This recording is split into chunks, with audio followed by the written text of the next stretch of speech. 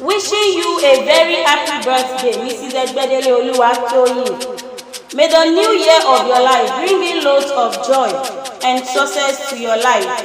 May God bless you with His care, and may you prosper in all your ways. Long life and prosperity.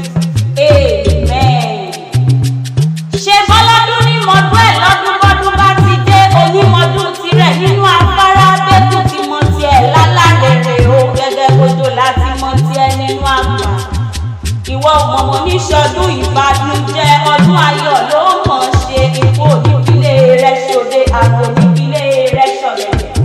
Ọ̀rọ̀ gbogbo tí ń pa ọ́ lẹ́rìn Ọlọ́run ọba mi òkùnkùn ní jẹ́ ó pa ọ́ lẹ́kún.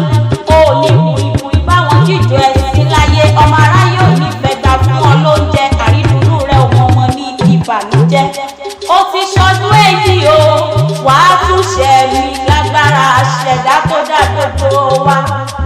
Olúwatóyìn o aya rere lọ́dẹ ọkọ rẹ̀ ló rán mi wá ó ní kí n wá kì ọ́ bí ológun ẹrú kì í kì ọ́ bí ọlọ́gbọ́n ìwọ̀fà ó ní kí n bá òdélé Ìjẹ̀ṣà tí ṣeré bàbá tó bí ọlọ́mọ.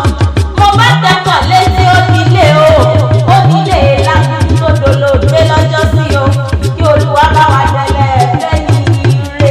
Ọmọ wa ọmọ ẹkùn ilẹ̀ o Ìjẹ̀ṣà Òṣòré onílẹ̀ obì ọmọ agbódòporo ní mòye ọmọ wa Olúyẹyẹ Ìjẹ̀ṣà odò àwọn àjà Ìjẹ̀ṣà ló bí ọkì ìṣọ̀yọ́ o ọmọ òkèké láṣọ wọn lóde ìgbàjọ ẹ̀kọ́dọ̀ tẹ̀mí láṣọ òkè Ìjẹ̀ṣà ọmọ agbódòporo ní mòye òpè ni wọ́n kíran Báṣọ̀run òkìtì pẹ̀tẹ̀ ni wọ́n kíran Ìjẹ̀ṣà òpè lẹ́sìn wá jẹ́ Báṣọ̀run òkìtì ẹ̀fọ́ lẹ́sìn wá jẹ́ ẹ̀ẹ́dẹ́gbẹ́ ẹ̀kúnlẹ̀ wá gbalẹ̀ sẹ́rí lọ lé mọ́.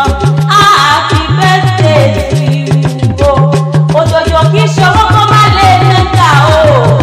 Gbogbo lára ọ̀tá lè ó mọ̀ bẹ́ẹ̀ torí pé rọ̀pẹ́ ní bẹ́ṣu. Ó ní rántí ọjọ́ òní kò mú sẹ́kù o. Olóòní rántí ọjọ́ òní kò banújẹ́ lágbára ṣẹ̀dá tó dá gbogbo wa. Happy birthday to you. Tọ́ba ní talẹ́ni náà ti ń kọrin ewì sí ọ létí. Tán ní talẹ́ni náà ti ń kí ọ ní gbèdégbẹ̀jọ.